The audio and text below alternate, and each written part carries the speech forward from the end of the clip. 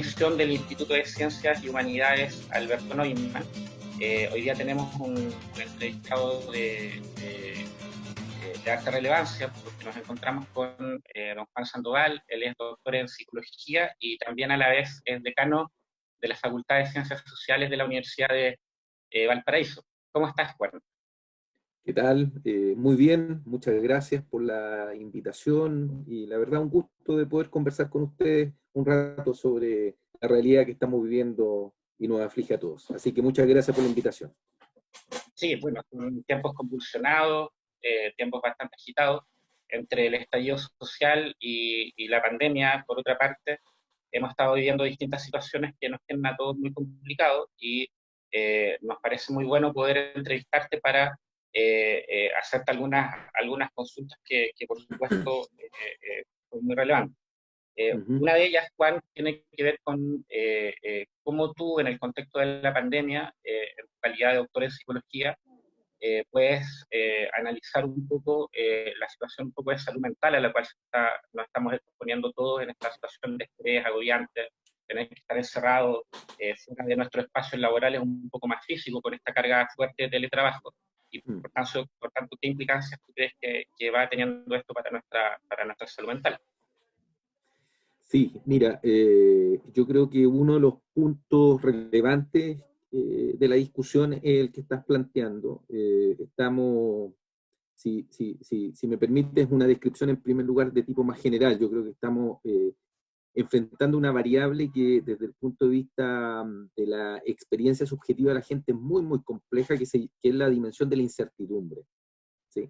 Es decir, la sensación de que hay un conjunto de cosas que están ocurriendo sobre las cuales en rigor yo no tengo control o no todo el control que sería necesario para poder enfrentar la situación. Entonces, y no me estoy refiriendo única y exclusivamente a la cuestión específica del contagio, sobre el cual ya es una cuestión muy estresante, sino a otras dimensiones como las que tú estás insinuando tu pregunta.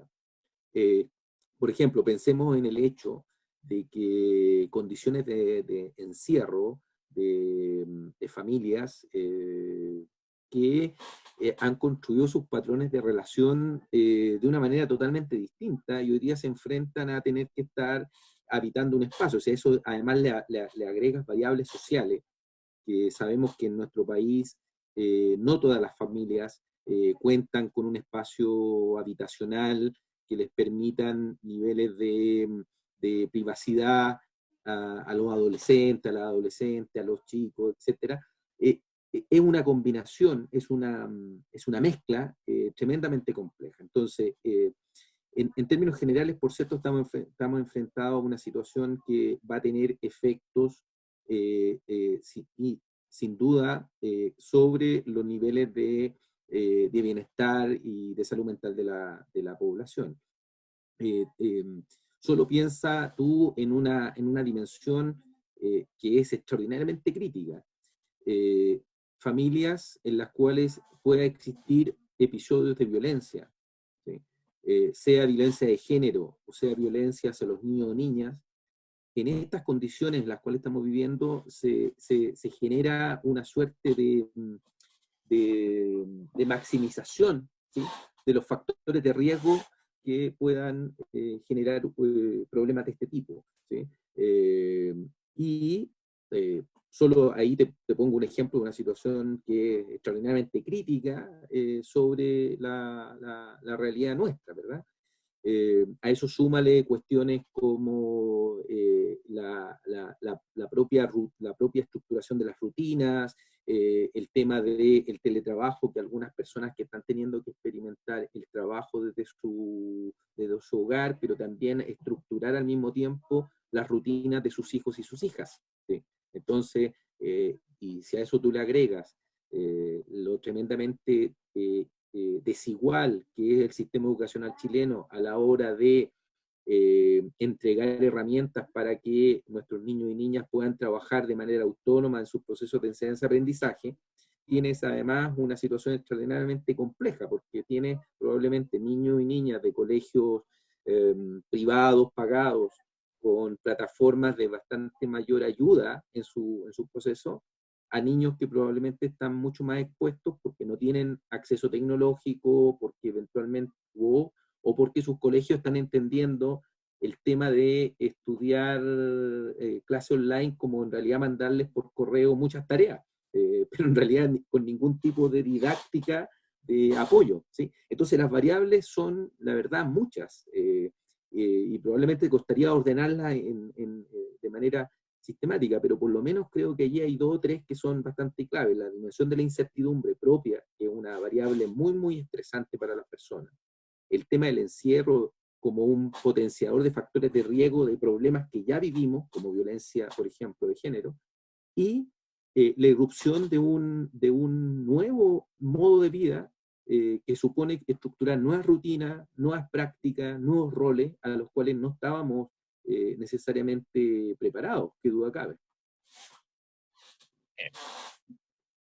Muy bien. Nos encontramos con Juan Sandoval, doctor en psicología, decano de la Facultad de Ciencias Sociales. Le preguntábamos recién por algunas de los elementos, variables que podemos considerar en el contexto de la situación de salud mental, dada la pandemia. Ahora, bien, Juan, esta pandemia, claro, produce estas múltiples variables y desafíos, digamos, para los distintos hogares en términos de superarlos, pero también se da en un contexto de una pandemia que está ligado, sin duda, a un proceso, podríamos señalar, de crisis también mayor del capitalismo. Hay una relación, digamos, entre cómo los gobiernos van funcionando, van tomando distintas medidas. Tú nombrabas recién precisamente la medida de sobrecargar, por ejemplo, con tareas a los niños o adelantar las vacaciones, cosa que ha sido muy resistido y criticado por, entre otros, el Colegio de Profesores o en general las comunidades educativas. Pero esto se da, claro, en un contexto de crisis global del capitalismo. ¿Cómo ves tú esa relación? Sí, yo creo que es un punto bien crucial el que tú estás planteando. Al menos a mí yo podría reaccionar al menos en dos sentidos a esa pregunta. Un primer nivel creo que es, si tú quieres, bien descriptivo, bien empírico, en el siguiente sentido. Creo que esta pandemia lo que ha puesto en evidencia es una crisis más o menos severa de nuestro actual modelo de desarrollo a la hora de responder a los problemas de lo común, a los problemas colectivos, a los problemas de la comunidad, ¿sí? ¿Por qué? Porque obviamente se había instalado con más o menos éxito o con más o menos crítica, eso podríamos después discutirlo, pero se había instalado ciertamente la idea de que se podía gestionar de manera privada los efectos de los problemas de salud, de los problemas sociales que vivíamos en nuestros tiempos. Esa matriz había, se había instalado, es cierto que venía siendo cuestionada fuertemente, estamos totalmente de acuerdo, probablemente el llamado estallido social es una muestra muy evidente en nuestro caso, pero tampoco habría que ser ingenuo en negar que en un nivel importante la cultura y la vida cotidiana de todos y todas, parte de esa cuestión se había ido instalando con ciertas cuotas de legitimidad en la vida cotidiana, ¿verdad? Entonces, yo creo que el primer efecto empírico, decía, de esta pandemia es hacer evidente que ese discurso de que podemos solucionar de manera privada los problemas colectivos es absolutamente falaz. Es decir, no, la evidencia internacional que estamos mostrando demuestra que lo que necesitamos es ciertamente políticas públicas robustas, estados que se hagan cargo de cuestiones críticas como es ciertamente la salud, que hoy día queda en evidencia. Piensa en el caso que estamos viendo en los Estados Unidos, que es una cuestión dramática, que sobre personas que no tienen acceso a ciertos programas privados de salud, como es la situación en Estados Unidos, se están dando cuestiones tremendas, pero hay que solo pensar que qué pasaría, esperemos que no sea así, pero qué pasaría en el caso chileno si esta pandemia se instala en los sectores populares, ¿sí? Lo que pasa es que todavía esta pandemia ha tenido una manifestación por su entrada a través de personas que viajaron al extranjero y que por lo tanto eran personas con mayores ingresos, todavía tiene un cierto nivel de localización en sectores medio y medio altos. Y por lo tanto con cierto acceso a ciertos sistemas de salud, etcétera, todo lo que ya sabemos que está tremendamente estratificado en Chile.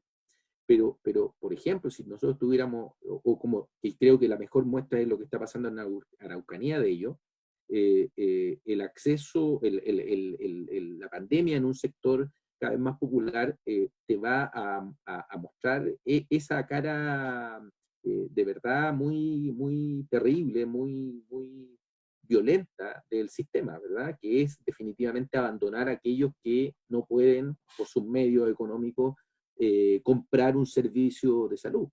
Entonces, muestra esto de manera brutal, lo muestra también en educación, como lo insinuábamos en la pregunta anterior, porque esta cuestión que estamos viviendo va a agudizar de una manera, a mi modo de entender, Nelson, va a agudizar de una manera tan profunda las desigualdades educacionales, que ya son estructuralmente desiguales. Entonces, esta va a ser una variable que ya las va a agudecer a un nivel de obscenidad terrible. Entonces, creo que hay un primer nivel que es bien evidente de un cuestionamiento a que las soluciones privadas son absolutamente insostenibles frente a situaciones como esta. Y yo creo que hay un segundo nivel de discusión que tiene que ver con cómo se está enfrentando la crisis, porque ciertamente hay una cualidad, ciertamente, que tiene llamémoslo en términos así, términos más conceptuales, que tiene una cualidad el capitalismo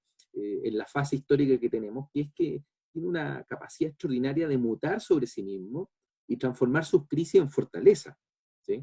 Eso es lo que nos viene, eso es lo que hace que desde mitad del siglo XX venimos anunciando la crisis del capitalismo, y cada una de esas crisis lo robustece y lo transforma en una nueva fase, ¿verdad? Al menos eso me parece a mí que es una cuestión interesante de leer analíticamente. Entonces, la pregunta está en de qué modo el capitalismo a escala global hoy día va a fagocitar esta crisis y eventualmente, por ejemplo, a través de la potenciación de la farmacéutica, etcétera, terminar generando un nuevo ciclo, ¿te fijas? Que puede ser todavía para nosotros inimaginable, como probablemente era inimaginable para la gente de la década de los 40, que imaginaba que nuestra lucha iba a seguir siendo enfrentado con un capitalismo industrial. Le sería inimaginable el capitalismo informático de hoy día, por ejemplo. Bueno, yo creo que hay una etapa que vamos a tener que empezar a pensar que tiene que ver con aquello que algunos han llamado la biopolítica, ¿verdad? Es decir, el gobierno de la vida, que no solo se muestra en esto, Nelson, creo que se muestra en el debate sobre, por ejemplo, la propiedad de las semillas en el tema agrícola, en el tema del agua, ¿sí? Que tiene que ver con el tema más básico de nuestra sobrevivencia como seres humanos. Y fíjate que tengo la impresión que en esta crisis que cuestiona tan severamente al capitalismo, sin embargo me genera también la ansiedad de hasta qué punto lo termine, le termine sea una oportunidad que le permita ajustarse a este nuevo desafío que es el gobierno de la vida y la muerte, digamos, para decirlo con todas las esa sería mi primera reacción ante tu pregunta. No sé si tal vez eh, podemos tal vez dialogar. Sí, bueno, es una pregunta gruesa, porque Claro, evidentemente nos encontramos frente a un proceso de reordenamiento también del capital a una escala planetaria, frente a fenómenos de una envergadura de transformaciones epocales, digamos. O sea, acaba de anunciar Estados Unidos precisamente su inicio de la carrera espacial en el sentido de poder captar recursos, digamos, en la Luna y Marte como primeras instancias. Y sin duda, en los próximos años vamos a tener una situación que va a estar muy devenida también del avance de los procesos tecnológicos. Estimados amigas, amigos, nos encontramos con Juan Sandoval, él es doctor en psicología, decano de la Facultad de Ciencias Sociales, conversando sobre el COVID y a estas alturas también conversando un poco sobre los procesos de crisis concatenados hacia el COVID que desarrolla el capitalismo. Yo, Juan, quizás también quisiera llevarte a otra arista. Veíamos por ahí, estudiábamos que tú has tenido distintas publicaciones al respecto de los procesos de movilización, has sido un estudioso de los procesos de estudio de los movimientos sociales, particularmente el movimiento social en Chile, movimiento estudiantil, entre otros. ¿Cómo tú ves que se generan los niveles en ese sentido de resistencia frente a estos procesos? Frente a estos procesos, pero que también nos pilla hoy día con un estallido social que fue un poco congelado, ¿verdad?, por esta pandemia, pero que de una u otra forma está latente su proceso, digamos, de desarrollo. ¿Cómo tú ves que esto se puede desarrollar en el periodo que viene? Mira, yo creo que es otra de las aristas importantes de reflexionar, que es qué va a ocurrir con un proceso que nosotros podríamos describirlo así en términos muy esquemáticos, con una suerte de ciclo de acción colectiva, un ciclo de altos niveles de movilización que se habían intensificado, no queriendo decir con ello que antes no lo habían, pero un ciclo que fue intensificando movilizaciones tal vez de por ahí hace 10 años, que aumentó su escala y que uno podría decir, más allá de una explicación causalista, se expresa de manera acumulativa en esto que hemos llamado estallido social. Entonces, una pregunta que es muy relevante tiene que ver con, claro, cómo precisamente este proceso que estamos viviendo, en donde fíjate, Nelson, que además nos lleva al espacio más privado, ¿verdad? Y nos provocó a la fuerza abandonar el espacio público. Por cierto, en el entendido de que tiene una razón de política pública, por supuesto, ¿cierto? No estoy diciéndolo descriptivamente solamente, ¿verdad? Pero que el hecho es que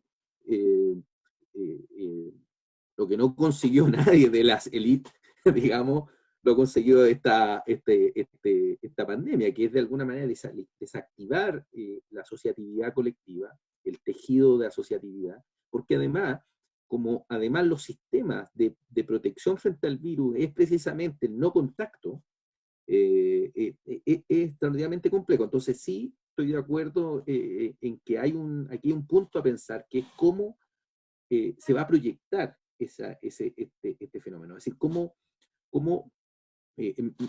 la asociatividad, cómo los procesos de participación, los procesos de maduración que se habían generado, a mi modo de ver, de manera bien interesante, de algunos espacios sociales. Piensa tú que, claro, una de las cuestiones que más se ha destacado, más se ha subrayado, es en sí mismo la protesta, cuestión que es muy obvio, muy evidente, ¿bien? La masividad, el tema de los nuevos repertorios, el tema de cierta reivindicación de unas ciertas maneras de protesta, etcétera. Bien. Pero también me parece que hay una cuestión que tal vez no ha sido suficientemente discutida y relevada, es la cierta reconstrucción de cierto tejido a nivel territorial. Si tú quieres, vemos de manera muy prototípica la palabra con la cual muchos se autoconvocaron con la idea de los llamados cabildos, ¿verdad? Pero que tú sabes han sido a través de distintas iniciativas, escuelas, ¿verdad?, de formación que han organizado ustedes mismos, las escuelas de verano, es decir, había muchas formas de asociatividad que yo creo que quedó allí como potencialidad, ¿sí? Que quedó como potencialidad. Yo no creo que aquello se vaya a desactivar linealmente en estos meses de dificultad por el virus, pero sin duda tenemos aquí un desafío importante de entender cómo se va a poder reconstruir un proceso en el cual se vuelva a leer el proceso de activación social y se vuelva a leer además con estas variables intervinientes que estamos comentando, porque obviamente esta cuestión que nos está pasando no va a poder ser una suerte de paréntesis, ¿verdad? Sino que como veníamos señalando en el nivel empírico, también ha sido una muestra muy clara de los niveles de agotamiento del modelo que había sido precisamente cuestionado a partir del estallido y en esos distintos espacios. el que una de las derivadas del proceso de discusión sea volver a discutir las reglas del juego de la convivencia institucional, eso que llamamos constitución, es una muestra muy evidente de que lo que se quería o lo que se demandaba es un nuevo contrato social, ¿verdad? Por ocupar un término clásico. Entonces, cuestiones como las que estábamos mencionando antes, esto que yo llamé como el gobierno de la vida y la muerte, se mueve ahí, se pone en juego ahí, se tensiona allí. Entonces, yo creo que es extraordinariamente importante aquello. Yo creo que ahí va a haber un desafío importante de los movimientos sociales. Creo que tiene también una responsabilidad importante ciertos sectores de la política chilena que tienen una vocación de transformación social. Ahí yo creo que también hay un desafío a la responsabilidad en el más amplio sentido de la palabra, no en un sentido formalista, sino en el sentido de apostar a esos procesos de acumulación colectiva y de maduración, y tal vez tener un poquito menos de ansiedad con el corto plazo y un poquito más de visión en el mediano, ¿verdad? Creo que hay varias variables que ahí van a tener que ver, que ponerse en juego, pero en primer lugar, en primer término creo que hay una potencialidad allí latente, Nelson. Me queda esa sensación. Yo no creo que este proceso vaya a desactivar totalmente, y creo que hay por el contrario, una oportunidad de los movimientos sociales y de ciertos sectores con vocación de transformación, como digo, de eventualmente agudizar o profundizar la crítica al modelo a partir de cuestiones que probablemente incluso le van a hacer mucho más sentido, incluso a algunas personas que miraron la crítica todavía con un sentido más lejano, si tú quieres. Porque el que esté hoy día en un juego la política de la vida y la muerte, como te decía, creo que hace tan palpable, ¿verdad? Tan carnal, tan físico esta crítica, que me parece que eso también puede constituir una oportunidad interesante. Pero ciertamente hay una cuota de incertidumbre muy importante en cómo la élite va a gestionar esta cuestión, cómo la clase política lo va a gestionar, ¿verdad? Los medios de comunicación de masas, que tú sabes que juegan un papel extraordinariamente importante en encuadrar estas cuestiones con unos énfasis mayores o menores. Ya el análisis de estallido social es un ejemplo clarísimo, etcétera. Entonces, por ahí irían mis reflexiones a partir de lo que me plantea. Perfecto, excelente. Estimados amigos y amigas, nos encontramos con Juan Sandoval. Él es doctor en psicología, decano de la Facultad de Ciencias Sociales de la Universidad del Paraíso.